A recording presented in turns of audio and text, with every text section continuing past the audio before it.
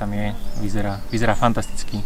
A všade sa dajú nájsť nejaké tie, niečo to jazditeľné na tom bicykli, na tých horských bicykloch, všetko máte pre seba a nikto vás tam v podstate nebude otravovať, lebo skoro žiadni turisti, skoro žiadni cyklisti.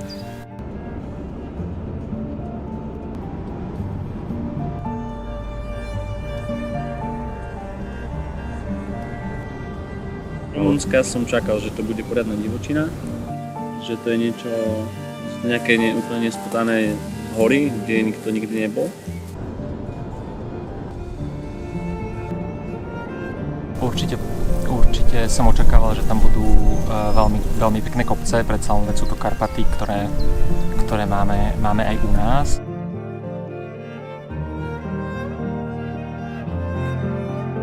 A čo sa mi páčilo je, že tam je sloboda pohybu, môže si človek bajkovať po hrebeňoch, bez toho, aby ho naháňali ochranári, že prešiel s pišťou po hlave.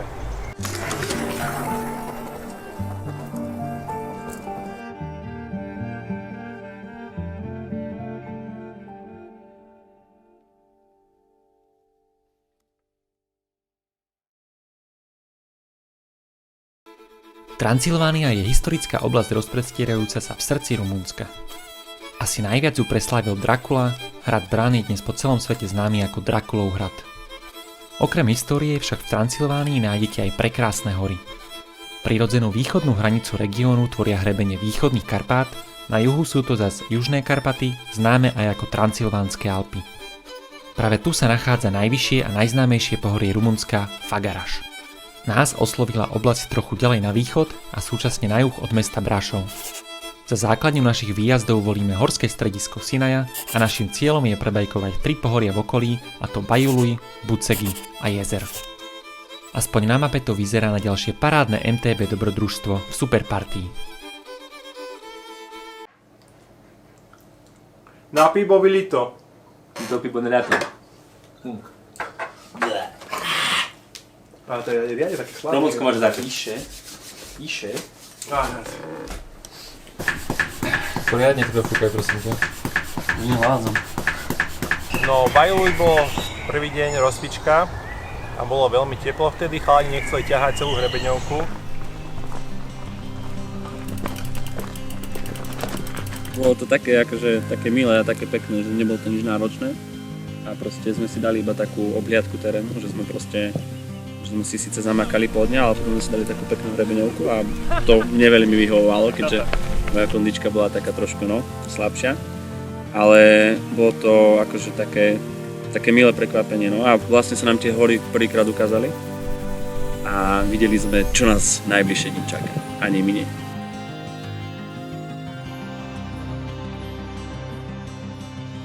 To je tá rýta lanovka. Dneska nemá jazde, vole. Nezobrali nám lístky do kávomátu. Bolo to pohorie, ktoré veľmi pripomínalo slovenské Fatry, možno tak veľkú Fatru, čiže hore pasienky, dole lesy a hore vlastne odkryté a hôlne hrebene.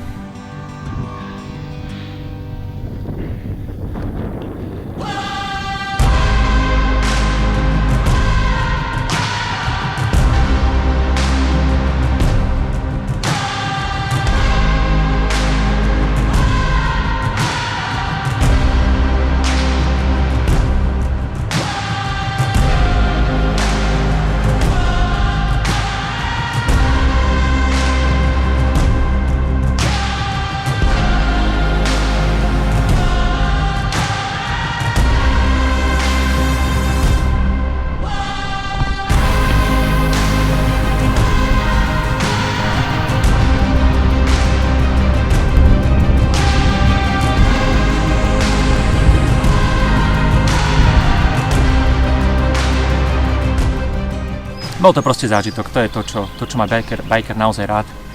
Príroda, mohol to pustiť proste, nemusel som ísť na brzdy, nemuseli sme ísť na brzdy a tie výhľady a do toho ešte aj v podstate taký hladučký, občas nejaké kamene, taký technickejší trail, takže bola to bomba. Bolo ako keby, bolo to bez stromov, bolo to proste čistý terén, proste jeden veľký krásny trail.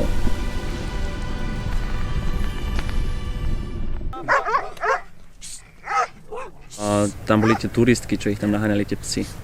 Vtedy. Čo nás ochránili tie baby pred tými psami vtedy. Vlastne. Ale nie, vlastne my sme ochránili tie baby. Jasné, jasné.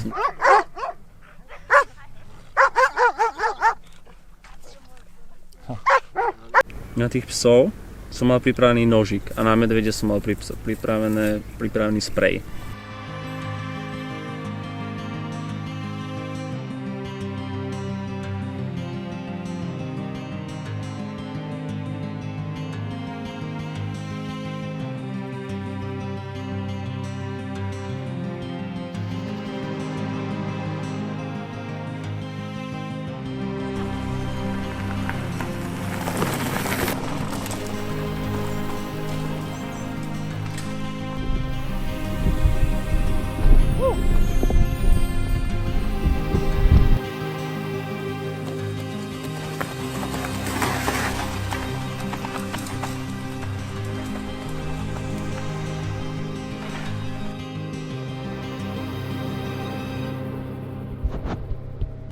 Kde ste boli dneska? Tam sme dneska boli Tam ste dneska boli. a tam ideme. A kam idete? Aha, dobre. Krčma? Bolo to skvelé na rozjazdenie, na prvý deň. Nabilo nás to v podstate energiou aj do tých dní ďalších. A vedeli sme, že sa máme ešte na čo tešiť. Na bikepacking Tak, ideme aj nejaký bikepacking dať. Základať sú dobre brašne a dobre ich upevniť. Nech sa zmestíme.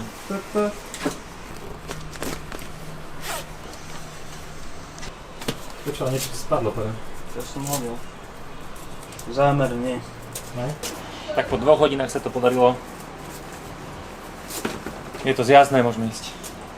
No Buceky vlastne, to bol môj prvý bikepacking, kde sme tlačili vlastne nahoru, sme sa museli dostať vlastne po zjazdovke, takže to bolo skoro celý deň tlačka, lebo chalani nemali kešky už na lanovku, tak sme museli tlačiť. A hore sme si dali palacinky, to bolo super.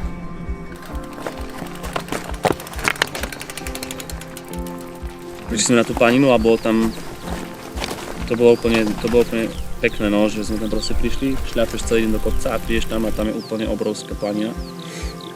No by sa tam dalo postaviť aj mesto, že si tomu neveril. A tam bola tá cesta, tam boli tí turisti.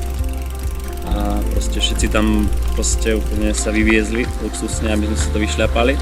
A všetci na nás kúkali a všetci nám tlieskali, že sme to dali. Terénna jazda pomedzi ovce.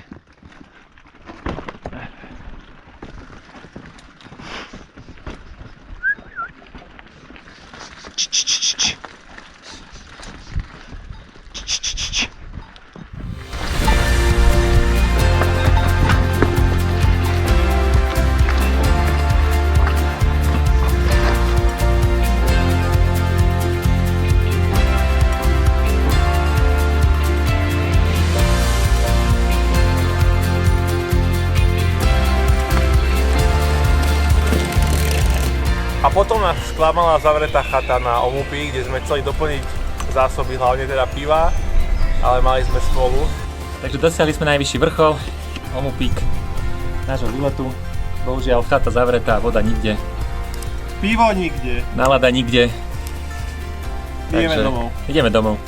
Poučili sme sa a na budúce sa nabalíme.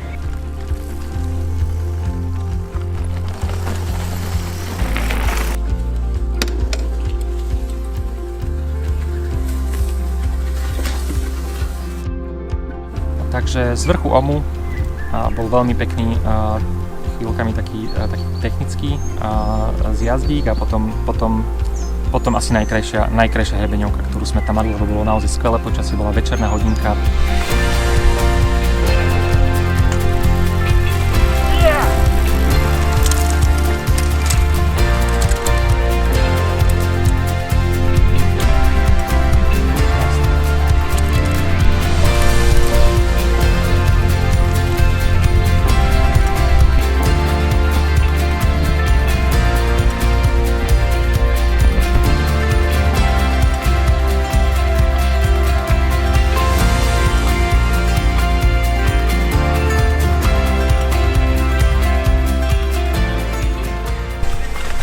náročný boj s kosodrevinou.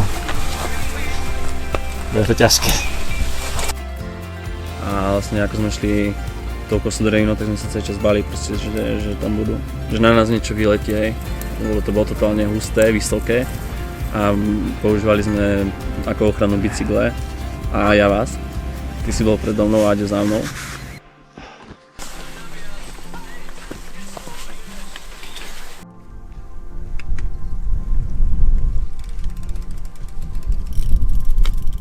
Jo, chlapci.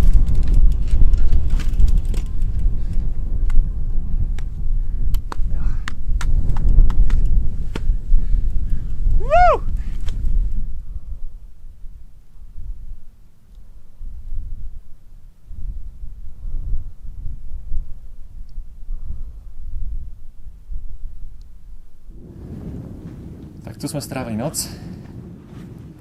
Ideme sa pozrieť, ako to tam vyzerá.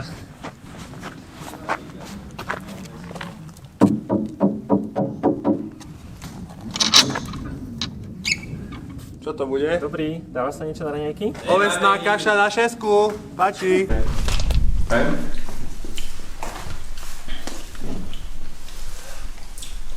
Naše tátoše. Hrej, nie? Ten To je baklík. nahriate. Na v lete môže, že môže byť pecka teplo v tom, no.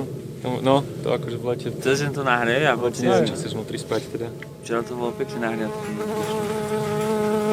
Tá muška ti tam poletuje. Dobre, ideme na 4 vole.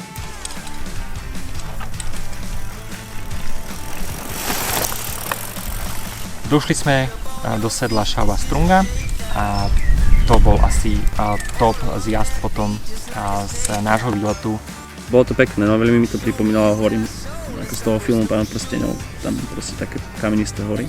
Rock and roll with an attitude, so good, so fresh, just the way you like it.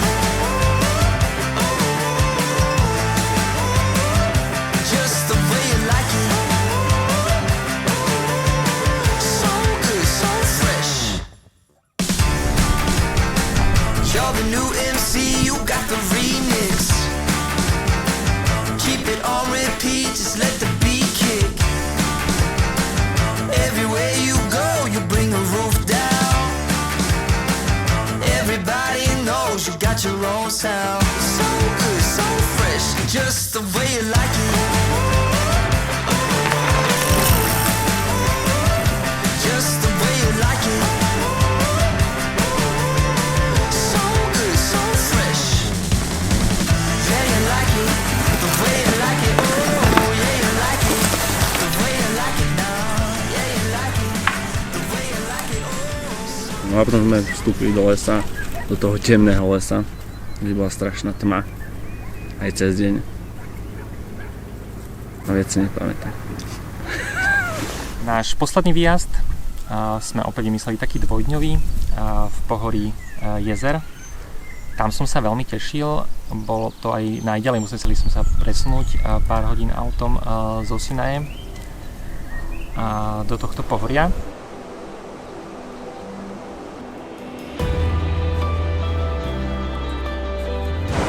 Ok, inak kávička musí byť. Tá píše, ty kokos.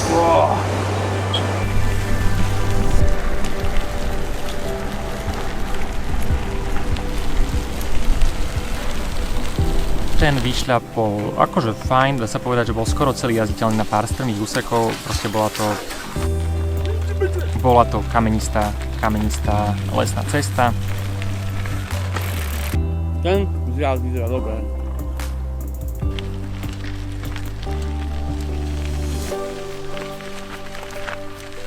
Jezer bol asi teda najkrajší. To bola naozaj skalnatá hrebeňovka, podobná nízkym Tatrám. Tak Dracula nebyl.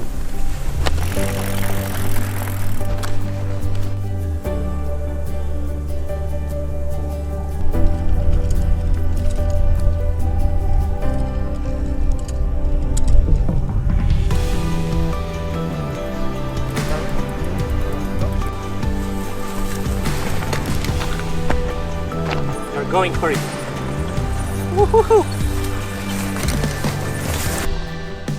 Večer sme dorazili na vrchol jezeru Mik, ktorý mal cez 2400 metrov. Odtiaľ bolo krásne vidieť ten ďalší hrebeň, ktorý sme mali v pláne dať o deň na to.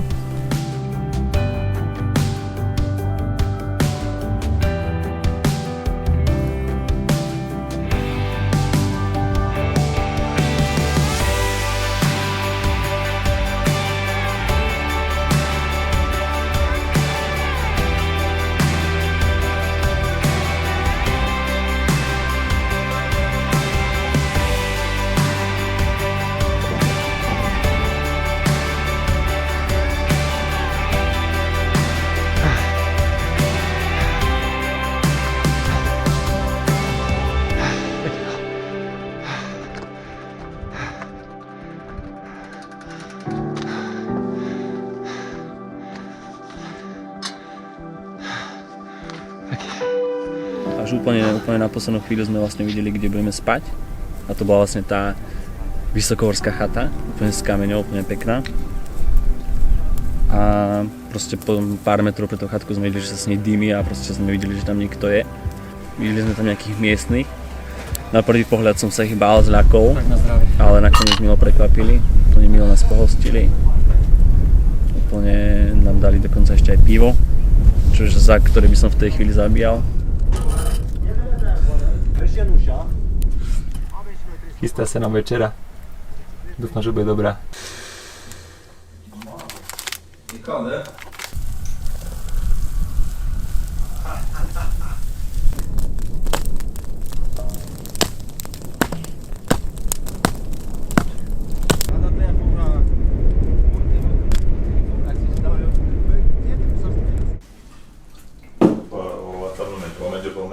Zâmbește și tu la cameră. Ale chalani boli super, nič sme si nerozumeli, ale najlepší kamoši, pokecali sme si. Celý večer sme prekecali, oni o svojom, my o svojom, ale rozumeli sme si. John Bennett, da. Poate vrea limb, nu știu ce, fute.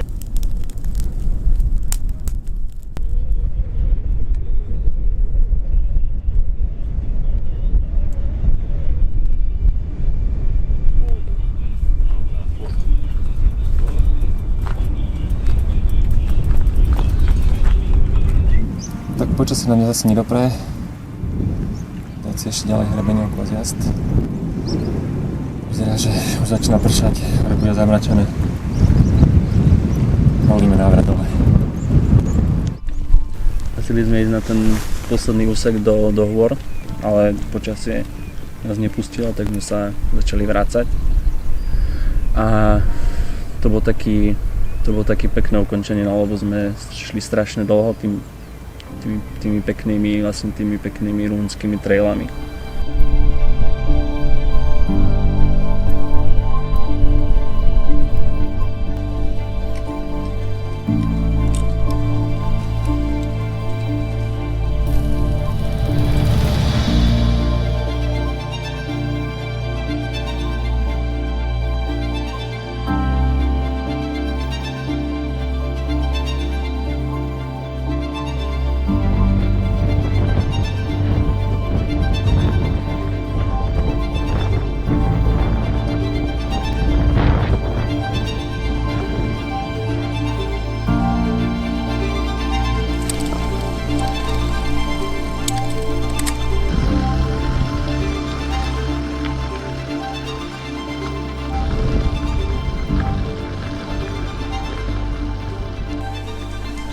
Ale opäť zážitok, adrenalín, brzdy dostali zabrať.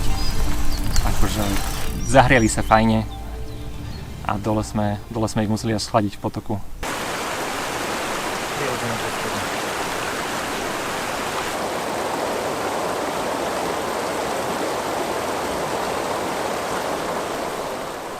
Takže po tých náročných dňoch na bicykli, kopec výškových kilometroch, ktoré sme si fakt odmakali, a či už na ľahko alebo na ťažko na tých bikepackingových výjazdoch, sme sa rozhodli dať si ešte bike park v Azuge na záver.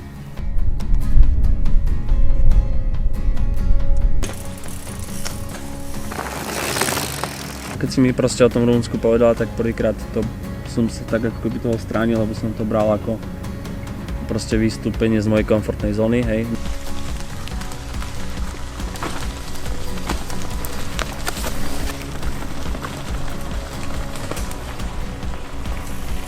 Ja nakoniec som šiel, neľutujem, lebo som to dal a veľa mi to dalo a proste samozrejme divočina je tvrdá a nemá zle sa s tebou, ale potom ti za to na oplatku dá to krásne, čo zažiješ.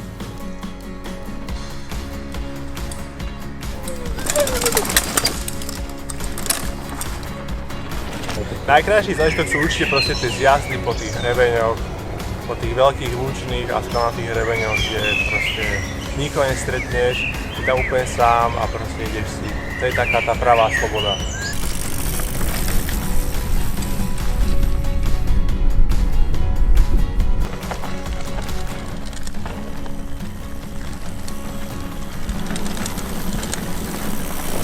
Ale tak hlavne je to o tom, že sa tam dostaneš na bicykli na miesta, kde sa nedostaneš na Slovensku na bicykli, takže preto treba navštíviť Rumunsko, kým to tam tiež nezakážu.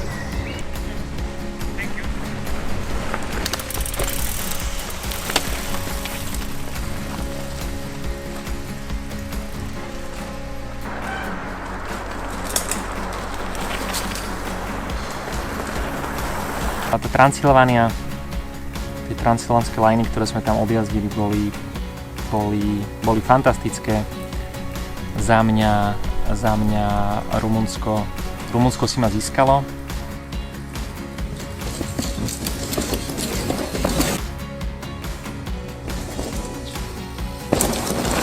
Boli tam krásne hrebeňovky, boli tam technické kamenisté zjazdy v neskutočných scenériách. Takže nemalo to chybu.